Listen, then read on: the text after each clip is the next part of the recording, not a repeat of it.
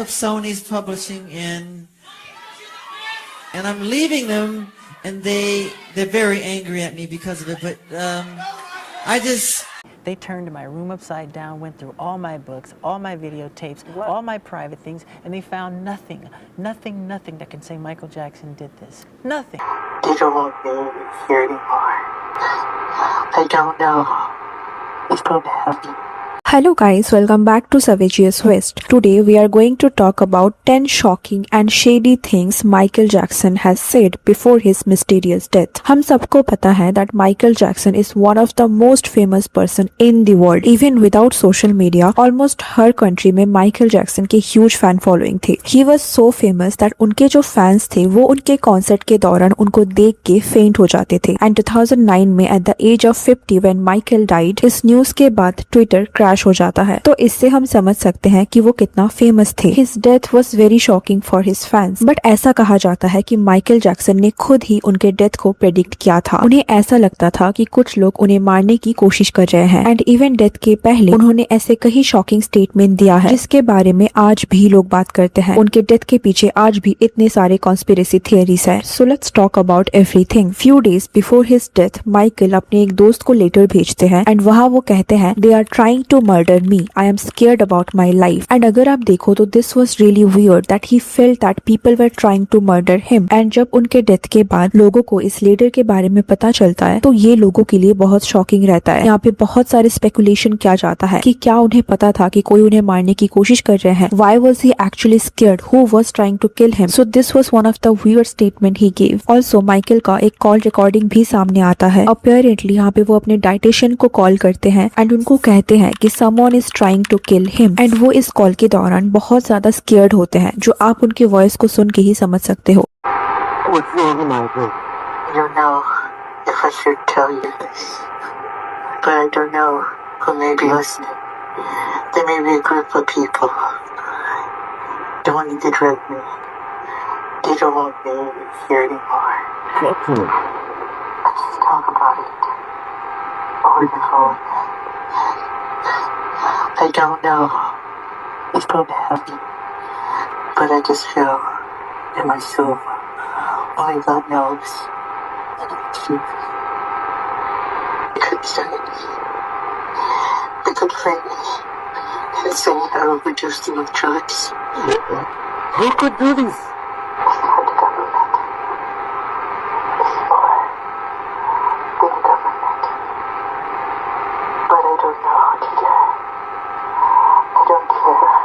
उनको ऐसा लग रहा था कि कोई उनके कॉल को भी ट्रैक कर रहा है. एंड इन फैक्ट यहाँ वो ये भी कहते हैं कि उनको मारने के बाद ये लोग उनके डेथ के लिए ड्रग्स ओवरडोज को ब्लेम करेंगे. एंड अगर आप देखो तो यही हुआ. माइकल के डेथ के बाद जो रीजन बताया गया वो था एक ड्रग्स का ओवरडोज हो जाना. तो कहीं ना कहीं the cause of his death was similar to what he thought it would be and this was also very weird. अभी माइकल जैक्सन ने उस टाइम सोनी के अगेंस्ट बहुत कुछ एक्सपोज किया था. ऐसा माना जाता है कि सोनी उस टाइम माइकल के म्यूजिक राइट्स को छीनने की कोशिश कर रहे थे जिससे माइकल बहुत परेशान थे एंड इसीलिए उन्होंने सोनी को पब्लिकली कॉल आउट किया था. एंड इसीलिए माइकल के बहुत सारे फैंस ऐसा मानते हैं दैट सोनी ने उनको हार्म करने की कोशिश किया and they are the reason for his death. जैसे माइकल ने सोनी के अगेंस्ट 2 पब्लिक स्टेटमेंट दिया था. The first one was Sony kills music and the second statement was Tommy Mottola is a devil. I'm not supposed to say what I'm going to say right now, but I have to let you in on a secret. Please don't videotape what I'm going to say, okay? But know what? I don't mind. Tape it.